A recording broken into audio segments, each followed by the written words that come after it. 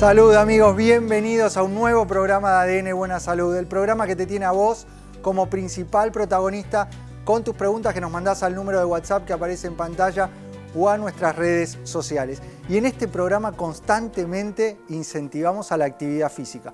Movete más, ¿cuánto te moviste a lo largo del día? Es algo habitual de las cosas que decimos. Sabemos que esa actividad física reduce el riesgo de eventos cardiovasculares, mejora la función metabólica, hasta un 40% podemos reducir la chance de eventos si aplicamos y si hacemos actividad física. Pero haces actividad física, saliste a jugar con amigos al fútbol, te lesionaste, esguince, aparece la fractura, el desgarro, lo muscular, en el fútbol, en el tenis, saliste a correr y te lesionaste. Hoy vamos a hablar de las lesiones en el deporte que nos pasan a los deportistas amateur.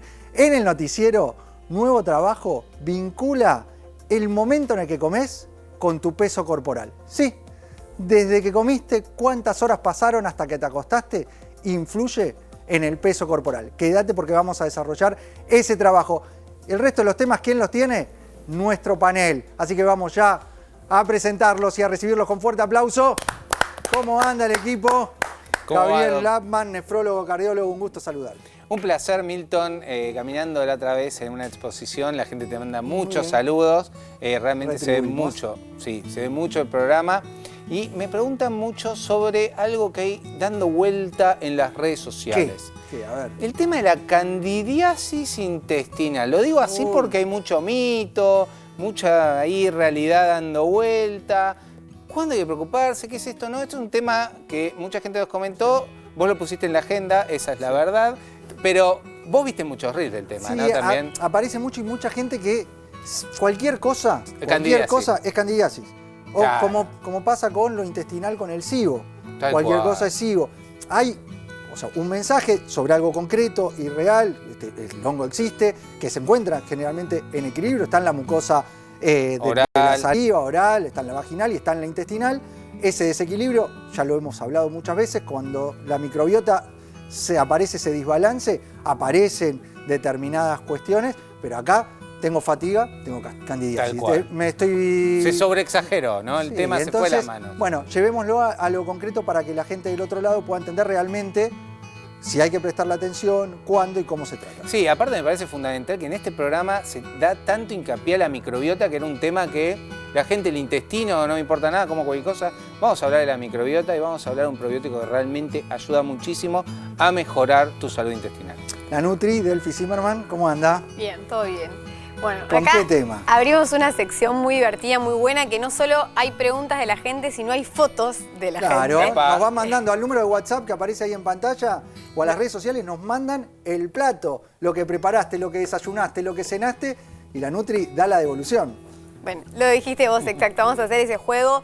A ver, lo enemigo es perfecto de lo bueno y muchas veces uno se está ocupando o es lo que sabe o es lo que aprendió, es lo que tiene en su casa. Entonces quizás pequeños cambios en ese plato que podemos hacer fáciles, prácticos, pequeñas diferencias pueden ya hacer un plato mucho más nutritivo, puede ayudar a mejorar si está buscando el peso corporal o la energía o la mejora del sueño con pequeños cambios. Así que a partir de sus platos le vamos a puntuar con las paletas. La paleta de Delphi. De la cara y a ver rara. Si estamos aprendiendo estos consejos que nos da programa tras programa la Nutri.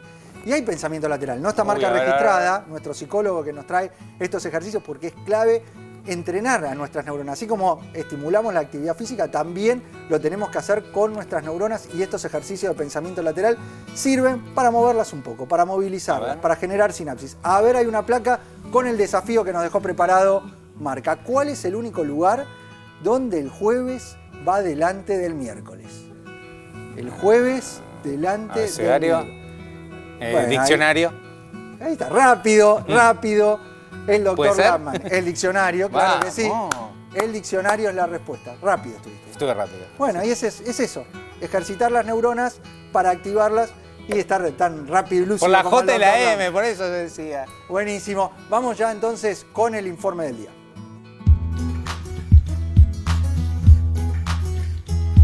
Las lesiones en el deporte son un riesgo inevitable para los atletas y los practicantes de actividades físicas.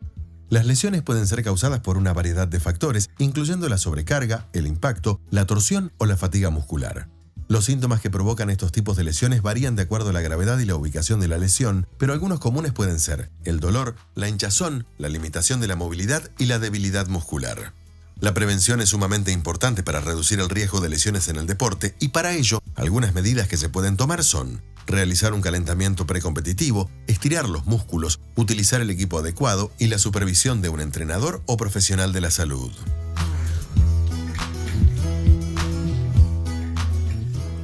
Para desarrollar este tema contamos con la visita de la doctora Alejandra Hintze, que es deportóloga y además es docente de la Universidad Favaloro. Muchas gracias, Alejandra, por tu visita. Gracias por la invitación. Qué importante, ¿no? La actividad física tiene beneficios en nuestra salud ampliamente demostrados. Es el remedio más fácil de prescribir y el menos prescripto. Y para hacer actividad, pues nosotros lo incentivamos constantemente en el programa. ¿Cuál es la importancia de la preparación previa? Tanto los chequeos de salud en general que hay que hacer y después ya nos vamos a meter en la preparación para el deporte en específico porque vemos que las lesiones que se dan son prevenibles. Tal cual. A ver, primero que todo saber que uno está apto para hacer las cosas. Entonces a veces a mí me encantaría correr 42 kilómetros, pero tengo que ver si puedo. Entonces el chequeo previo es clave. Previo, durante y sostenido en el tiempo. No es una sola vez y a los 4 años... No es que me lo hago por obtener ese certificado. Doc, ¿me haces el certificado para hacer la actividad? ¿Me dan la firmita? No es así. No es así. Es un documento legal, es una responsabilidad médica. Muchas veces nos piden, haceme la firmita en el pasillo de la salida del cole de los chicos. No, hay que ver cómo estás, porque aparte esa firmita te puede salvar la vida. Tenemos... ¿Qué debe incluir? ¿Qué debe incluir un chequeo claro. previo? Un chequeo previo depende de la edad, depende del deporte, depende de la intensidad del deporte. Pero por lo pronto tenemos algo que es muy básico, saber cómo estás cardiovascularmente. Eso necesitamos saber, si tenés riesgo cardiovascular o no. Y ahí se abren ramas. Entonces, tal vez en una edad pediátrica necesito saber sobre un electrocardiograma y un examen físico. Uno tiene que tener al paciente y revisarlo. Nos olvidamos del examen físico. Y si tenés 60 años, 2 stent, y bueno, es otras cosas que te voy a pedir. Si tuvieses que marcar una actividad física como mejor, ¿qué recomendarías? La tríada. No hay es? una mejor que otra. Es una tríada que es inseparable. Resistencia cardiovascular, correr, nadar, andar en bici, moverse, caminar, depende de cada uno. Fuerza, necesito hacer... carga en esos músculos y fortalecer músculos, tendones, ligamentos y por lo pronto tengo que trabajar la flexibilidad. No puedo no darle pelota a la flexibilidad, que es la gran olvidada de muchos. Es una tríada, no se puede separar. Eso, la elasticidad cuesta, No, con los años. cada vez más. Si no la practicamos, la hacemos, cada vez estamos más duros. Pero vos sabés que la flexibilidad es la capacidad que no se pierde nunca si uno la trabaja. Si yo trabajo la flexibilidad durante toda la vida, puedo seguir mejorando. Mirá. A pesar que tenga 100 años, Hay que la puedo mejorar. y hacerla y es una actividad que se puede hacer a cualquier edad. Claro, con cuidado, con supervisión, ¿no? Por supuesto, pero... Y hablando de lesiones, en tu consultorio, ¿qué es lo que más ves? ¿Cuál es la lesión más frecuente en los deportistas amateur? Vamos al mundo amateur. El mundo amateur, que es lo que más me divierte también, porque entrenan como si fueran, o juegan como si fuera la Copa del Mundo el domingo y tal vez es un intercountry, o mismo una liga menor, pero para uno es la vida misma, se juega todo. Y el tema es que a su vez trabajan de otra cosa, tienen otra vida.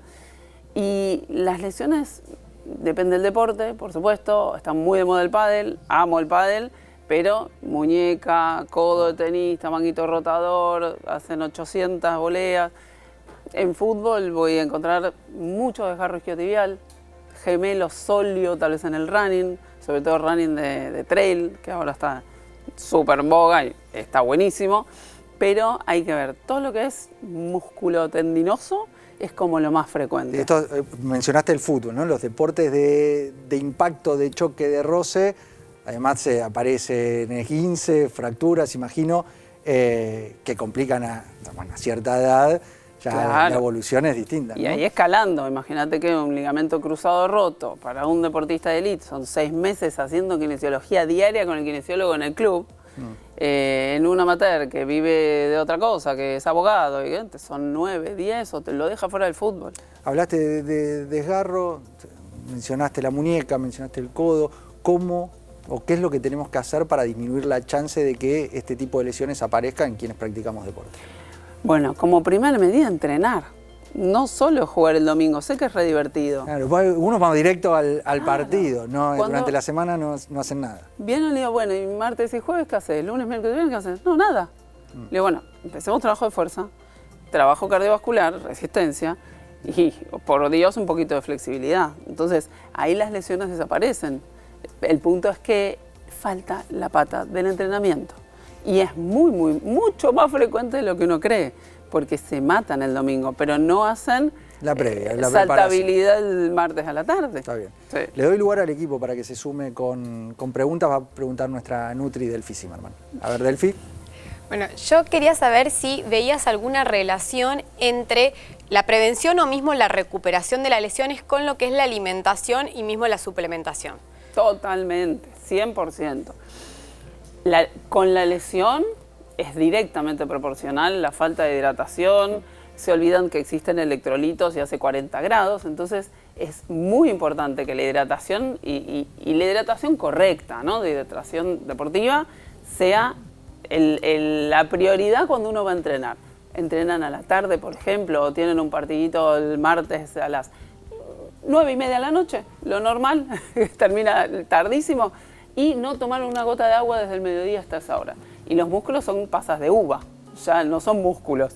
Entonces es muy fácil desgarrar un músculo deshidratado, simple.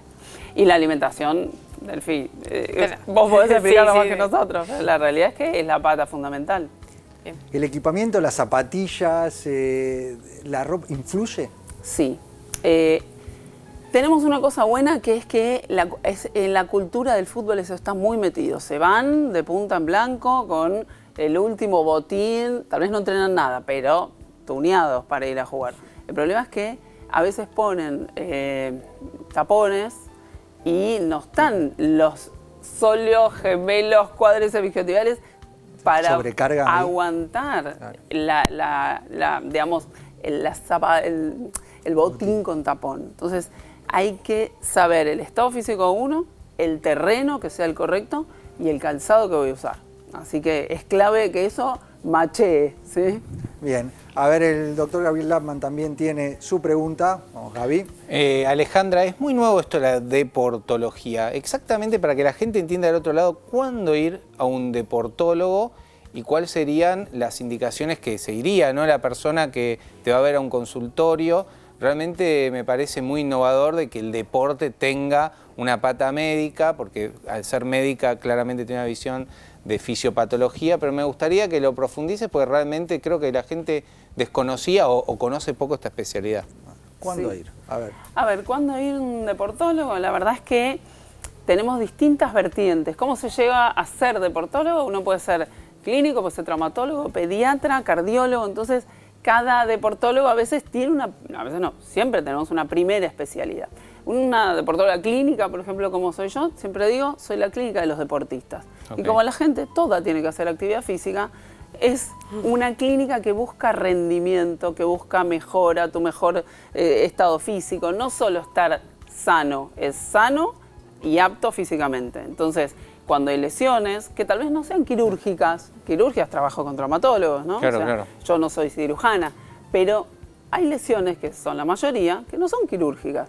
Y un desgarro, una tendinopatía crónica, un esguince crónico, hay que ver qué está pasando. Claro, y eso es un resorte del tiene más relacionado la consulta en estos casos quizás ante la lesión, pero vos lo que marcaste es, te ayuda a mejorar el rendimiento. Entonces, exacto. Trabajamos en parte con hacer la prevención de todas las consecuencias negativas que pueden haber y pueden existir si uno no tiene la preparación adecuada. Así que me parece interesantísimo. Te invito, si querés y si estás con tiempo, a sumarte al equipo. Nosotros vamos recibiendo preguntas que la gente nos va dejando al número de WhatsApp que aparece en pantalla o en las redes sociales. Así que si te quedás, hacemos preguntas de la gente en el próximo bloque sumándote al equipo. Sí, ¿Contamos con vos? Por supuesto. Bueno, se queda la doctora Alejandra Ginze, deportóloga. Mandando tu pregunta al número de WhatsApp y leemos cuál es la pregunta que sale ahora. A ver qué seleccionó el sistema. Pregunta: soy Gladys. ¿Hay alguna dieta específica para el hígado graso? Muy frecuente el hígado graso. Muy frecuente. A ver, yo creo que seguramente acá Delphi va a estar de acuerdo conmigo, calculo. En esto puede ser. Hay otras cosas que tienen mirada distinta. No sé, ya vamos a ampliar sobre eso, a ver si se animan. Al tema, no públicamente. Nosotros somos transparentes en el programa, contamos todas las cosas que pasan. Bueno, vamos a hablar del hígado graso. Me parece que, según todo lo que yo estudié, y Delphi también, el tema de los ultraprocesados, el exceso de los azúcares refinados, el exceso de las grasas saturadas, el alcohol, todo eso diría bajarlo, disminuirlo o eliminarlo por un tiempo. ¿Cómo se relaciona el hígado graso con la hipertrigliceridemia, con niveles de triglicéridos elevados, con ese las dietas azúcar farináceas, ¿no? Lleno de azúcar y el hidrato, que termina aumentando los niveles de triglicéridos y generando hígado graso, vinculado obviamente con la obesidad y sobrepeso también. Obesidad, sobrepeso, poco ejercicio, sedentarismo. Así que es un complejo, ¿no? Aumentar obviamente alimentos ricos en fibra, proteínas magras, ejercicio físico, descanso reparador y obviamente si tenés colesterol alto, triglicéridos altos y hay que instaurar una terapéutica, instaurar esa terapéutica que tu médico te recomiende. Clarísimo, doctor Lapman. Usted sigue mandando preguntas al número de WhatsApp que aparece en pantalla, a ver si sale tu pregunta. ¿Es verdad que el desayuno es la comida más importante del día? ¿Cuántas veces escuchamos esto? ¿El desayuno es, sí o no? ¿Va a responder la Nutri? Sí. En realidad sí, pero está mal el concepto. ¿Pero tiene que ser a las 8 de la mañana? No. Ahí está mal el concepto. En realidad, desayuno no es lo que creemos nosotros culturalmente, que es esa ingesta que hacemos a las 8 de la mañana y muy relacionado al café, la tostada, la mermelada, la media luna. Desayuno, o sea, el concepto de desayuno es desayunar, o sea, es romper el ayuno. Y es verdad que la ruptura del ayuno sí es la comida más importante del día porque justamente en ese momento nuestro azúcar en sangre está muy bajita y lo que le demos va a tener mucho mayor impacto a el azúcar en sangre, a la energía que vamos a necesitar a lo largo del día, así después esa primera ingesta me va a dar saciedad y me va a ayudar a tener más control en el resto de las comidas o me va a generar esa ansiedad a que dispara la insulina y todo el tiempo necesito más azúcar. Y teniendo en cuenta todo esto que nos estás contando, ¿qué tiene que tener sí o sí el desayuno? Bueno, esta primera ingesta lo que tiene que tener sí o sí, que creo que ya lo saben del otro lado, es una proteína de base. No quiere decir que tenga que dejar de lado los hidratos ni las grasas, pero digo que de base ya haya una buena proteína porque eso me va a ayudar a evitar estos picos de azúcar en sangre, a disminuir el impacto glucémico. De ahí si lo quiero acompañar con una buena tostada de alguna harina, si es un pseudo cereal con más propiedades. Le agrego el huevo y por ejemplo una fuente de grasa saludable que podría ser palta, si no me puedo acompañarlo con un puñado de frutos secos, si no le puedo poner un chorrito de aceite de oliva, por ejemplo esos huevos revueltos, y ahí tengo no solo los macros sino los micronutrientes bien completos para así arrancar o seguir. Con mucha gente ese desayuno puede ser a las 8, puede ser a las 9, puede ser a las 10, puede ser a las 11, puede ser a las 2 de la tarde. No tiene horario, sino que es cultural, son las ingestas lo que importan. Clarísima, Delphi Zimmerman. Y llega el momento de las noticias. Un nuevo estudio nos marca que la mayoría de las comidas nocturnas influyen en el metabolismo y el peso corporal. Un reciente estudio científico publicado en la revista científica JAMA reveló que la hora en que se consumen las comidas nocturnas puede afectar significativamente el metabolismo y el control del peso corporal. La investigación indica que comer muy tarde en la noche ralentiza la capacidad del cuerpo para procesar los alimentos, lo que puede llevar a un mayor almacenamiento de grasa y dificultades para adelgazar. Por otro lado, cenar más temprano, preferiblemente antes de las 8 de la noche, favorece una mejor digestión y un metabolismo más activo, ayudando a mantener un peso saludable. Los expertos recomiendan también evitar comidas copiosas antes de dormir y mantener horarios regulares para las comidas como parte fundamental de un estilo de vida saludable. En conclusión, para cuidar nuestro metabolismo y controlar el peso de manera efectiva, no solo importa qué comemos, sino también cuándo lo hacemos. Estudio publicado en una revista muy prestigiosa como es la revista JAMA. Y recién estábamos hablando del desayuno, que no importaba el horario, si lo hacías a las 8 de la mañana o a las 2 de la tarde. Acá este trabajo nos habla de la cena. Y la cena, de acuerdo a estos estudios, sí tiene un impacto el horario en el cual la hacemos. Imagínate la importancia que tiene el horario de la cena y que de hecho culturalmente justo en Argentina al revés, somos de cenar muy tarde y es la comida hasta más completa que hacemos porque quizás es cuanto más tiempo tenemos. Cuando nosotros comemos, o sea, cuando empieza a bajar el sol, por eso en realidad no solo es el horario, sino que idealmente una vez que se oculta el sol es no ingerir tanta comida porque cuando baja el sol lo que va a empezar a aparecer es la melatonina, que es una hormona súper importante que tiene un montón de beneficios, no solo en el descanso, sino en toda la reparación que sucede en el descanso. La reparación muscular, tiene un efecto antioxidante, ayuda en el metabolismo. Si yo cuando ceno disparo la insulina, que es otra hormona, la melatonina no puede empezar a actuar en nuestro organismo. Entonces eso genera que como que se termina desvirtuando todo el ciclo hormonal y metabólico. Empezamos a descansar mal, claro. Empezamos a comer tarde, nos cuesta dormir, en parte quizás porque estamos comiendo muy tarde. Este trabajo nos marca también que comemos muy tarde y entonces terminamos afectando el metabolismo. Hablábamos de la resistencia a la insulina, cómo se relaciona también entonces al horario en el cual cenamos. Exacto, por eso. Y otro punto menor. Por un lado, esta desregulación hormonal que se genera con leptina, con grelina, con insulina, que es de las más importantes, y también es el tiempo del ayuno. El ayuno, al menos el reposo digestivo, también tiene beneficios para lo que es el descenso de peso o mejorar todo lo que es el metabolismo. Y si yo ceno muy tarde, tengo menos tiempo de reposo digestivo. Si yo ceno más temprano, le permito a mi cuerpo más tiempo para reposar y más tiempo también para acomodar todos los síntomas gastrodigestivos que también son importantes. Sí. Hablábamos del desayuno, que no importaba el horario, pero si lográs adelantar tu cena, quizás podés arrancar, si querés hacer un ayuno intermitente, o naturalmente lo vas a estar haciendo porque naturalmente vas a dormir y ya vas a tener las horas del sueño, y más que si comiste más temprano, naturalmente vas a estar en 12 horas fácil de ayuno, con lo cual vas a quizás poder adelantar el desayuno, tener ese aporte de proteína para romperlo y tener energía para afrontar el resto del día, y te vas a adaptar a partir de estos trabajos una nueva normalidad, que es difícil porque culturalmente, como vos decís, comemos muy tarde. Y esa resistencia a la insulina, otra de las cosas que marcan los trabajos es que la podemos ayudar. Y la podemos ayudar desde la nutrición y desde la suplementación que mencionamos habitualmente. Hay un activo nutricional, y que lo traigo a colación con este trabajo, que es el metacitol. El metacitol, aportarlo dentro de tu alimentación va a ayudar a que esa insulina que estamos segregando cada vez que ingerimos un alimento funcione mucho mejor. Y si funciona mejor la insulina, vas a aprovechar más la energía, vas a tener menor depósito de grasa, vas a poder dormir mejor y vas a tener menos apetito durante el día. Sí, es una condición que en realidad está presente mucho más de lo que queremos, esta resistencia a la insulina. ¿Por qué?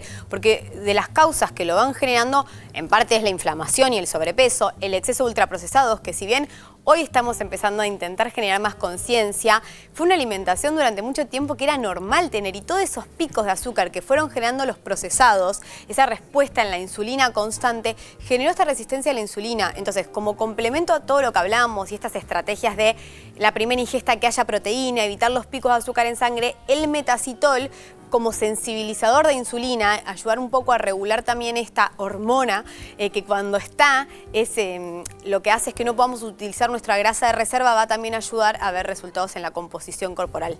Sobre todo a partir de los 40 años, que vemos que cuesta más, que decís, hago todo, yo hago el plan alimentario, estoy moviéndome, hago actividad física, pero me cuesta mucho encontrar mi peso. Probablemente lo que haya ahí es esta resistencia a la insulina. Hay que hacer el diagnóstico de las causas de la obesidad y sobrepeso, pero cada vez lo vemos más. Y mismo los medicamentos hoy en día están focalizados hacia mejorar esta condición para el tratamiento de la obesidad y sobrepeso. Pero antes del medicamento está primero el estilo de vida, que es clave y es fundamental y tenemos que replantearlo. Después del estilo de vida está el agregado nutricional y después los medicamentos. Entonces es un camino para desarrollar a partir del diagnóstico para que encuentres realmente una respuesta efectiva en ese descenso de peso que buscas. Y este agregado nutricional de metacitol, lo que estamos viendo, y sobre todo a partir de los primeros trabajos que se hicieron en mujeres con síndrome de ovario poliquístico, que es de ahí donde surge, son resultados espectaculares en el manejo de esta resistencia a la insulina.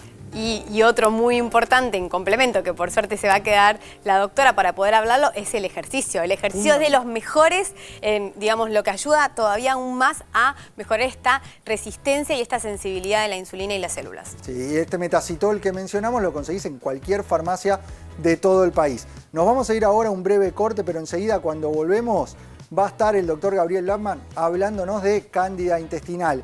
Delphi va a estar puntuando, dándonos una devolución sobre esos platos que nos estuviste mandando al número de WhatsApp que aparece en pantalla. Así que aprovecha, deja tu pregunta o mandá tu plato o la pregunta de deportología, lesiones. Si estás cursando alguna lesión, déjala porque en el próximo bloque vamos a dar respuesta. Ya, breve corte y volvemos con mucho más ADN Buena Salud.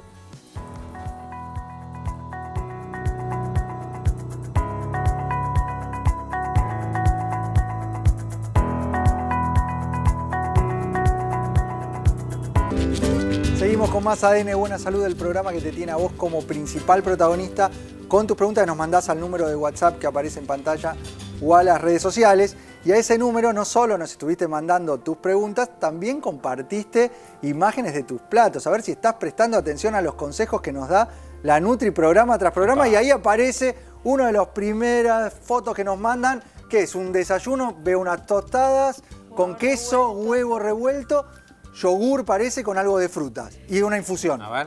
Se levantó con ¿Qué? hambre. Bueno, yo iba a decir la porción, ¿no? La porción, ¿no? Claro, O sea, o sea, quizás compartió. Por Vamos eso, a dar el... Claro. vamos a dejar. A ver, la combinación me encanta. O sea, combinación te gustó. Está La tostada, buenísima. queso, Hay una tostada que siempre huevo. digo no demonizar al pan. Obviamente depende de la calidad. Oliva, si es uno más real, más natural, mejor, que no esté tan procesado, pero el pan es una fuente de hidrato. Combinado con proteína de esa manera, en reemplazo de la mermelada, es genial porque le tenemos un aporte proteico enorme que va a estar muy bueno. Y ahí hizo otra Bien, combinación bien. que está buena, que por ahí yo lo hubiese dejado para la, no sé, la persona, ¿no? Hay que ver el Claro. requerimiento de cada uno es distinto. Metió, Pero 3 tostadas por ahí ya con huevo. Claro, Elisa, y pero vamos... queso. Quizás un que almuerzo, metió queso, ¿no? queso, Sí. el huevo, condimentó con oliva y después hizo el yogur con las frutillas y además frutos secos. Esa O sea, combinación de yogur con frutillas, que además es una fruta con bajo índice glucémico y con vitamina C, me encanta. Y frutos secos, que es la grasa saludable, que entre el aceite de oliva y los frutos secos lo está aplicando, está bárbara. Igualmente, más allá de la calidad, la cantidad también importa. Entonces hay que ver si es para una persona o para dos, porque si no, no solo a veces es lo saludable, se ve sino una no sola pasarnos. infusión. Eso, Por eso. se ve una Sí, sola sí, infusión, sí, sí. con lo cual Por me eso. hace pensar que es para una persona. Tomó los conceptos, pero hay que Pero hay que rever. ajustar la porción. Hay que ajustar la porción. Bueno, hay más fotos que ustedes nos estuvieron mandando al número de WhatsApp que aparece en pantalla. A ver, vamos a dar la devolución en este plato. ¿Qué vemos? Una Una- milanesa con queso. Napolitana. ¿eh? Una napolitana, sí, milanesa de soja con Soja. queso, con ensalada, croquetas de arroz y dice que tomó vino. Y claro. Dice que tomó una copita de vino. Y- La cena es No, esta. La mató. Y a ver, hay un par de cosas para poder de a poco empezar a mejorar en ese plato. En primer lugar, parecen ambas, digamos, tanto la milanesa de soja como la combinación que son croquetas, parecen de arroz. Sí, croquetas de arroz están rebozadas y fritas. Por el color que tiene esa cocción está frito. Entonces ya ahí no solo es el exceso por ahí Claro. del hidrato entre el arroz, el rebozado de la milanesa, sino que es el medio de cocción que cuando freímos el aceite se oxida. Entonces deja de tener esas grasas buenas y tiene unas grasas más oxidativas, más inflamatorias. Así que en primer punto, al menos cambiar el punto de cocción. En vez del frito, hacerlo al horno, sería un buen punto para arrancar. Y lo que le falta un poco a ese plato es un poco de proteína, porque si bien la soja tiene proteína, la porción es muy chica. ¿Cuándo se Entonces, popularizó tanto lo de la milanesa de soja? no, pero igual ya está medio desmitificado un poco, porque lo que tiene la La milanesa... gente como que sí. piensa que es saludable, más No. saludable. Hay que tener cuidado con la milanesa de soja, primero porque muchas de las milanesas de soja que se suelen consumir son de super, tienen muchos conservantes, la soja es transgénica y están prefritas. Entonces, a ver, la milanesa de soja en realidad hecha casera está bárbaro, porque la soja es una legumbre en parte, entonces tiene buena cantidad de proteína y buena cantidad de hidrato de carbono. El problema siempre es cómo la consumimos, y en toda la idea de la milanesa, entre el frito, el queso, el condimento que le ponemos, no termina siendo un alimento tan saludable. ¿Qué decís vos, Gaby, de la copa de vino que aparece ahí? Bueno, acá tenemos de la Universidad Favaloro. Me parece que eso quedó medio de modé, porque ya sabemos que el tema del vino en ninguna dosis es muy saludable, No, digamos. pero el problema además no es el vino, es que no hay agua al lado. No hay agua, Para mira la rebasar. hidratación. A ver, Dato. ¿Vos qué opinas del plato este? A ver, Vino, voy no hay a- agua. A tomarme sobre el Sí. tema del vino, que es un bastión que hay que entender. La verdad es que el alcohol es deleterio para el músculo. Quiere decir Muy que bueno. entrenamiento y alcohol no va, y sepamos que empeora el rendimiento siempre. ¿Querés taninos? Busquémoslos de otros lados que no sean necesariamente acompañados de alcohol. Clarísima la doctora Alejandra Hintze, deportóloga. Vayan aprovechando también para mandarle sus preguntas sobre deportología. Vamos con más platos, a ver, que nos estuviste enviando. Quiero otra foto, otro video, a ver si aparece el tuyo. A ver, uy, mira, acá tenemos pasta, fideos. Queso bastante. Se juntó la familia a comer fideos, hay pan, veo una gaseosa. Y vino.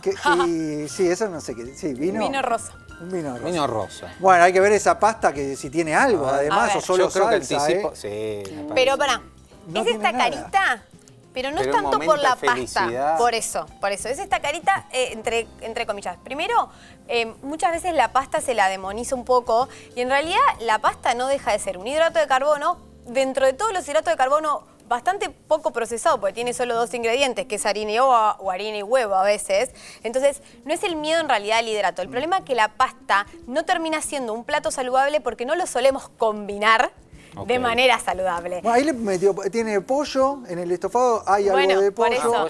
Por eso. Metió pollo. En este caso, ¿Y la cocción de la pasta? la cocción de la pasta cambia, o sea, si es al dente, tiene como mejor impacto en la insulina, pero tampoco que te vuelvas loco, o sea, queriendo cocinarlo al dente, porque tenés otras estrategias para mejorar el impacto de la pasta, como por ejemplo acompañarlo siempre con una proteína, idealmente proteínas más magras, no solo el queso rallado, por ejemplo pollo, atún, le podés poner un huevo y queda súper, la podés reversionar de un montón de formas, y el día que elijas comer la pasta no tan saludable, que sea porque la abuela la hace con esa salsa llena de grasa por ahí o llena de queso, también es válido desde el lado de que la salud también es nutrición. Pero diferenciar el plato de pasta preentreno, por ejemplo, para deportistas, que va a ser obviamente con mucha menos carga de grasas, y la pasta del disfrute de los domingos. Ustedes se siguen comunicando a ver si hay más que nos mandan al número de WhatsApp o aparecen preguntas. Ustedes son los protagonistas, más platos, un omelette con tocino, bacon, aparece ahí. El desayuno. Palta, sí, un desayuno, claro, en un lado, y una infusión, un café con leche. Debe parece. ser con leche de coco, ¿no? A ver, Medio ¿qué bule hacemos de con cruz. ese? Es que es un típico plato keto. Estoy ahí. Sí, es re A ver, keto. Para mí, a la mí me Nutri, gusta. yo me imagino a la Nutri Sí. pidiéndose eso. Yo me podría Pero la pedir eso, panceta, pero la la panceta pan no. La O sea, panceta no. A mí Ah, exacto. la panceta, además de que acá al menos culturalmente no estamos tan acostumbrados, Grasa lo utilizan saturada, mucho en las Sí, dietas no, keto. total. En las dietas keto se utiliza un montón esto del exceso de grasa como principal fuente de energía. A mí, si bien me gusta esto de las dietas proteicas, o sea, de sumar proteína en la alimentación, no quiere decir que todas nuestras fuentes sean de grasas, porque ahí también ya nos excedemos de nivel saludable. A ver, la grasa saludable la tenés ahí con la La palta. palta. Claro. ¿Para qué meter esa grasa No, saturada la yema ahí? del huevo también, pero es Pero a los válido. deportistas no le da tan buen resultado a la ketosis. No. Si vas a hacer un deporte que requiera hidratos de carbono, estás cortísimo, Estás cortísimo. en el aporte de energía rápida. ¿Y qué opinás de la densidad calórica de todo este plato? Bueno, es que ese es el tema. Cuando a veces lo que uno se queda, no sé, me pasa mucho con pacientes que eligen ese plato, ponele que se llama desayuno keto o alfajor keto. Entonces se cree que porque es keto está buenísimo y le va a ayudar al descenso de peso. Pero el problema es que si vos en el resto de tu alimentación además incluís hidratos, te vas a estar haciendo un exceso, o sea, un superávit energético que obviamente termina predisponiendo a un desarrollo de grasa si no está acompañado con el deporte o con el resto de la alimentación. Claro. Y la panceta, además, posiblemente no te caiga bien y eso te genere pesadez. Entonces yo quizás me lo hubiese pedido ahí y depende de mi momento del día. Si era preentreno, le agregaba una tostada en vez de en vez del tocino, y si no, si era tipo lejano a mi entrenamiento, le hubiese puesto lomito, jamón cocido natural, por ahí. Bueno, a ver, hay más platos, más preguntas. Ustedes las mandan al número de WhatsApp. Estamos recibiendo muchas fotos con tus preparaciones. Una ensalada. ¿Qué vemos? Huevo, tomate, palta. ¿Cómo está la palta? En todos los platos está presente. Y algún verde, rúcula. Solo Bueno. eso. Mira, Ay, el tema sabor es a ese. poco, sabor a poco. Si es una guarnición, Está bárbara. está bárbara. Bárbara. Está bárbara. Ahora, y Si esto es pasa único mucho. plato, ese es el problema. Muchas veces confundimos también lo sano, que creemos, bueno, listo, como una ensalada. Esa ensalada que le falta proteína, que le faltan por ahí grasa saludable, que le falta alguna base de hidrato, lo que me va a generar es que a las 2 horas me agarre el antojito del chocolate o del procesado y que tenga esa deuda de hambre que termina generando descontrol. Entonces, lo sano también tiene que ir acompañado a lo nutritivo y a la saciedad. Entonces, hay que hacer esa ensalada un poco más completa. Le podemos poner garbanzos crocantes, que queda súper, que se hacen al horno de la air fryer con un poco de aceite de oliva, limón y pimentón dulce. Le podríamos agregar alguna pasta, también pasta de legumbres que están buenísimas. Bueno. Entonces, ahí le agregamos proteína e hidrato de una manera súper sencilla. Atún, pollo. Atún, pollo. Claro. Y el contexto de lo que va a ser ese día de entrenamiento. Sin duda. No es lo mismo que vaya a entrenar o es lo mismo que se quede sentado en una computadora 6 horas. Por eso lo hablábamos antes, que siempre es importante la carga, sobre todo la cantidad de hidratos cercano al entrenamiento, ¿no? Para el uso de esa persona, de esa energía. Ustedes son los protagonistas de ADN Buena Salud. Nos van mandando sus preguntas al número de WhatsApp que aparece en pantalla. A ver si sale tu pregunta. Quiero ver tu pregunta o quiero verte. A ver si sale. Apareció. ¿Cuál es el ejercicio ideal para mayores de 50 años? ¿Qué nos recomienda la doctora Alejandra Hintze? Bueno, a ver, ahora que está el auge de hacer entrenamiento de fuerza, lo voy a reforzar. La verdad es que necesitamos tener un entrenamiento de fuerza porque la gran pandemia del mundo es el sedentarismo. Estamos muchas horas sentados, muchas horas en la pantalla, muchas horas en el auto, en el medio de transporte, en la computadora y si no en el sillón. Entonces, trabajo de fuerza hace que músculos, huesos, ligamentos, tendones, articulaciones y el cerebro, conexiones neuromusculares, se trabajen en poco tiempo, bastante volumen. Así que, Alejandra, el deporte, un deporte en particular, ¿reemplaza el ejercicio de fuerza, reemplaza la caminata que recomendamos? O sea, digo, yo juego al tenis, ¿me alcanza con eso? ¿Juego al fútbol? ¿Me alcanza con eso? ¿O voy al pádel que mencionaste en el bloque anterior? ¿Es suficiente? No, es la frutilla del postre. El deporte es todo eso llevado al un juego con reglas, con entrenamiento, con puntos. La tríada que hablamos al principio es la base para poder hacer un deporte. Vamos al deporte y nos olvidamos la base. O sea, el deporte no reemplaza la base, esta fundamental que es el entrenamiento y la preparación, que incluye los ejercicios de fuerza. A ver, Gaby, vos tenías preparado el tema del día con la candidiasis intestinal. Vamos a desarrollarlo en el centro del estudio porque esto es algo que se da con mucha frecuencia, sobre todo en redes, que vemos que cualquier cosa se relaciona o al SIBO o a la candidiasis, incluso trastornos fuera de lo gastrointestinal. Sí, estoy cansado y ya tengo fatiga y lo relacionan con la cándida, que es un hongo que está dentro de la microbiota y que en equilibrio cumple la función justamente de generar ese equilibrio dentro de esta colonia de microorganismos que tenemos que se llama microbiota. Claro, la cándida es algo muy conocido. ¿Por qué? Porque sí puede haber algún desbalance, especialmente en la parte vaginal, donde hay candidiasis vaginal. Y lamentablemente, como siempre, la simplificación, el reel de 2 segundos y claramente captar la atención hace que todo sea candidiasis intestinal. Y la verdad es que eso no es así. De hecho, ¿dónde se ve, por ejemplo? En los niños, el muguet, viste que a veces se ve la candidiasis oral. Pero realmente la candidiasis intestinal sería como un diagnóstico totalmente de excepción. La cándida es un hongo que vive en nuestro cuerpo, que es normal, que no hay ningún problema y que convive con otras bacterias y otro tipo de microorganismos. El problema es que, la verdad, hay algunos casos en el que aumentamos, por ejemplo, el consumo de antibióticos o comemos una gran cantidad de el antibiótico te destruye la microbiota en general, o sea, genera ese desbalance, ese equilibrio, no necesariamente va a terminar generando una sobrepoblación de cándida o un exceso de cándida, pero sí altera la microbiota. Eso sí. Y eso es algo que tenemos que ver porque ya sabemos, y lo hemos visto acá con un montón de especialistas que nos han visitado, cómo la microbiota se vincula con todo, desde la piel, el estado de ánimo, la actividad física, el metabolismo. Es hemos fundamental. visto a nivel cardiovascular cómo se está relacionando hoy la microbiota y ese eje intestinal con todos los órganos. Exactamente, Milton. Me parece que es clave, porque en este programa se habla mucho de microbiota. Tenemos algunas placas como para poder mostrar qué es lo que hay mito y realidad. Realmente es un diagnóstico de excepción. Ahí son los síntomas cuando aparece esta cándida intestinal que están relacionados a los digestivos, los gases, la hinchazón, la diarrea, constipación crónica, puede aparecer una fatiga persistente y niebla mental, y hay obviamente lo que es infecciones a repetición, infecciones generalmente a base de hongos, ¿no? Claro, ahí obviamente es un diagnóstico totalmente de excepción, no es el principal diagnóstico. Lo primero que hay que descartar es las típicas patologías, incluso de presentación quizás. Claro, lo que pasa es que basado en esto, que se da, todo, pero vos decís que es excepción, celiaquía, es cualquier fatiga pasa a ser cándida. Claro, la enfermedad inflamatoria intestinal, o sea, se supone que en las redes tenés cándida, pero en realidad tenés una úlcera terrible, una gastritis, una celiaquía. Guarda con esto, porque es muy importante. Lo hemos visto y lo hemos desarrollado aquí con gastroenterólogos.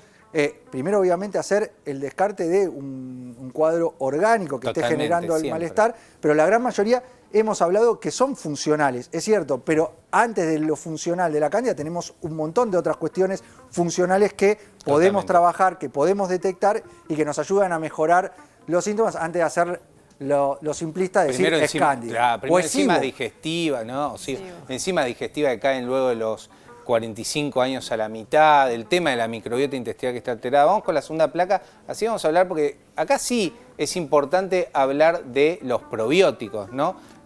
Bueno, ahí estábamos esperando la segunda placa, pero vamos a hablar del Floragut, ahí está, perfecto. El tratamiento en general de la cándida, por un lado, es reducir los ultraprocesados. Esto es clave para mantener la microbiota en equilibrio, bajar los azúcares simples, disminuir el alcohol, favorecer en nuestra alimentación los vegetales, las proteínas magras, elegir grasas saludables. Lo hemos visto con los platos que nos estuviste compartiendo, con la palta, con el aceite de oliva. En los casos donde hay diagnóstico de cándida, ahí hay unos medicamentos específicos que atacan directamente a ese hongo que creció en forma excesiva. Y siempre en general, cuando buscamos cuando vemos alteraciones de la microbiota, es aportar dentro de lo que es el plan terapéutico el probiótico, pero un probiótico de alta estabilidad. Y lo hemos marcado esto muchas veces, Gaby, de que el probiótico tiene que ser estable para que llegue a nivel del intestino grueso, porque el probiótico, si no, con los jugos gástricos, con el movimiento que nosotros hacemos en la digestión y en la deglución, se terminan rompiendo, se terminan muriendo, y necesitamos que lleguen a nivel del intestino grueso vivos, y para eso tienen que ser estables. Claramente lo que estás diciendo es la llave de la cerradura, porque mucha gente está tomando probióticos, pero realmente no tiene toda esta información. Cuando hablamos del Floragut, que lo que le estamos dando a la persona es la espora, que es como un submarino que, a ver, es un polvito que hay que reconstituirlo. Se toma, o sea, en cada frasco tenés 10 dosis. Entonces, cuando vos reconstituís, para que la gente entienda bien, porque mucha gente me pregunta en la calle realmente cómo se toman algunos. De hecho, la otra vez me paró una persona puntualmente por el Floragut que le había mejorado mucho lo que es el tránsito intestinal. O sea, el Floragut lo que hace es trabajar sobre esta diarrea y constipación que hay en el colon irritable, mejora mucho la inmunidad. Fíjate que el 70% de la inmunidad está en nuestro intestino. Entonces, ¿qué se hace? Se reconstituye ese polvito, que son las esporas. Esas esporas se toman 15 mililitros todos los días, es de uso diario. ¿Qué quiere decir de uso diario? Que vos tenés 10 días, en 3 frascos tenés 30 días y lo usás todos los días. Lo que haces es mejorar tu microbiota intestinal. El Floragut lo que tiene es un bacilo que se llama Bacillus coagulans, que lo que hace es generar, junto con una dieta rica en prebióticos, o sea, te comer alimentos reales, quizás algún fermentado, eso crea el sustrato biológico a nivel intestinal, y ahí entra en acción este probiótico que es realmente la bacteria. Y a diferencia de muchos probióticos que vemos en el mercado, o incluso algunos que vienen con el yogur, que se destruyen en el camino a llegar a poblar ese intestino, ¿qué pasa? Al tener esa espora es estable, y al ser estable llega, y ahí se absorbe y ahí genera esa población. Y otra cosa que mejora mucho, Milton, el humor. ¿Por qué?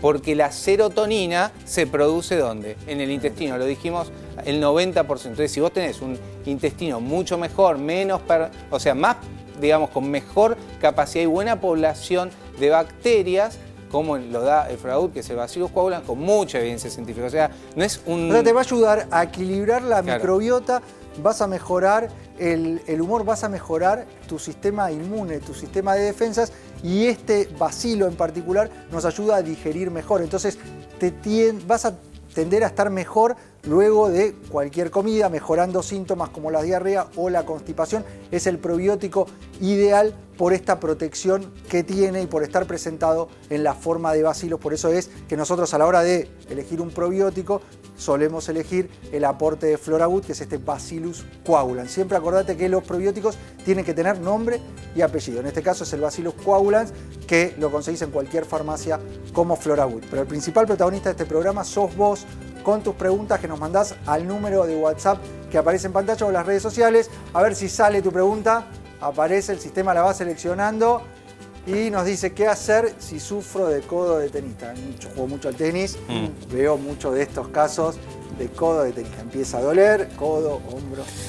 Y es un camino que no para hasta arriba. Así que la verdad es que el codo de tenista, primero hay que hacer un buen diagnóstico, ¿sí? No que te lo diagnostique el primo que también juega al tenis y te dice, para mí es codo de tenista. Te empezó a doler y ya, bueno, sí, codo de tenista. Codo de tenista. Entonces, hagamos un diagnóstico. El diagnóstico es ecográfico, tenemos que ver cómo está tendones y músculos que van hacia el codo, ¿sí? Entonces, listo, tenemos una hipocondilitis, que es lo correcto. Listo, teniendo esto, primero el diagnóstico, después el tratamiento, y el tratamiento es kinesiológico inicialmente. Es kinesiológico, es aburrido, lo entiendo, es lento, es progresivo, los tendones se entrenan lento. Y hay que esperar el tiempo prudencial para la vuelta. Y la vuelta es, cuanto menos requiero de rehabilitación, más voy a poder entrenar. No es terminar las 10 sesiones, vuelvo a jugar como antes de empezar. En las articulaciones, muñequeras, vendas, algo para contener, ¿sirven, no sirven? Bueno, son herramientas kinesiológicas que siempre a la mano del kinesiólogo, si están bien colocadas, te enseñan a colocarlo, cuándo, en qué contexto sí, cuándo no. Sí, sirven, por supuesto, son herramientas, pero no es como me duele el codo, me pongo la cinchita y sigo dándole. No pasa por ahí. Diagnóstico y tratamiento es lo más importante. Y tenemos otras técnicas, perdón que te interrumpa, como las ondas de choque, MEP, de ahí se escala, ¿no? Bien, hacer la consulta muy clara, doctora Alejandra Ginze, ella es deportóloga. Hay más preguntas que ustedes nos estuvieron mandando al número de WhatsApp que aparece en pantalla. A ver, ¿cuánto pan es normal comer por día? ¿Cuánto pan puedo comer, Nutri? Normal. Primero, obviamente cada persona, cada requerimiento energético es distinto. El pan vamos a diferenciar entre un pan de calidad y un pan que no. Y no hablo de que sea de panadería o blanco o negro. Hablo de en realidad los procesados y los aditivos, que quizás es lo que en realidad termina afectando después más a nuestra salud que simplemente el hidrato. O sea, el pan es harina y agua. Entonces el problema ahí a veces está más en que si yo elijo un pan lactal que dura 1 mes y medio o 2 meses a temperatura ambiente, que en realidad un pan casero al día siguiente está duro como una piedra, ahí me tiene que llamar un poco la atención y buscar la mejor calidad en los ingredientes. Ingredientes que conozca mi cuerpo, que responda bien y que pueda digerir. Porque nombres raros, aditivos, conservantes, emulsionantes, el cuerpo no reconoce y genera una inflamación de base, de grado. Vamos rápido, que hay más preguntas. Ustedes son los protagonistas de ADN Buena Salud. Estuvieron mandando preguntas al WhatsApp que aparece en pantalla. A ver si sale la tuya. Nos dice que soy Alejandra, hace 1 año y medio estoy en la etapa de la menopausia, tengo los triglicéridos altos. ¿Cómo sano? ¿Qué debo hacer para mejorar? Por un lado, bien que en el análisis de sangre vio los triglicéridos, se hizo el control, se hizo el chequeo y pudo hacer un perfil lipídico que incluye los triglicéridos, que es un factor que tenemos que considerar y que es muy importante conocer. Sí, sí, hay que ver que si fue la que comía mucha grasa y creía que era sano, ¿viste? Me preocupa el tema. No, los triglicéridos son más de los azúcares. Azúcar y hidratos. Por eso, ahí el de cómo sano es lo que me preocupa, porque si fuese colesterol, bueno, pero los triglicéridos vienen muy ligados a los panificados, a las harinas, al exceso de azúcares, de refinados y todo ese tipo de cosas. Resistencia a la insulina. Resistencia a la insulina. Obesidad, sobrepeso, hígado graso, síndrome metabólico. Así es, así es. Está presente ahí ese triglicérido que hay que controlar. Yo creo que y el primer paso es el análisis de sangre, conocer los valores. Conocer tus valores y después sí, quizás un cambio de alimentación. No siempre se requiere medicación para los triglicéridos, salvo que estén muy elevados y tenga riesgo de pancreatitis o algo más complejo. Si solo triglicéridos, yo creo que con un cambio de estilo de vida va a mejorar muchísimo. Hay que ver el perfil lipídico, colesterol, HDL, LDL, ApoB, LPA, que siempre decimos, la PCR que comentamos. Si todo eso está ok, Bueno, cambio de estilo de vida. Acá y si tiene no, un impacto muy importante, la actividad física, el Siempre. moverse y a nivel nutricional el Omega. agregado del omega 3 es fundamental para regular los niveles de triglicéridos. Pero quiero que entren más preguntas, ustedes son los protagonistas de ADN Buena Salud. Nos dice que tuvo un esguince hace 4 meses. ¿Era leve? No pero no mejoró. ¿Qué hago? Quiero volver a jugar, quiero volver a moverme. ¿Qué pasa, Doc? Toda cosa que pasa es esguince. Y bueno, como siempre, primero el diagnóstico, después el tratamiento. 4 meses con un esguince no es normal. En 2-3 semanas, si es leve, tendría que haber mejorado. Entonces, sí o sí, tenemos que reevaluar el diagnóstico, saber si eso es solo un esguince, qué grado fue y rehabilitar. Hay que poner en contexto a cada persona. Si es alguien que está caminando todo el día porque laboralmente tiene que caminar y no hizo ninguna rehabilitación, hay que ver cómo está ese tobillo y no quiero ser insistente, pero la kinesiología es un aliado siempre de las lesiones. Así que a trabajar. Rehabilitación.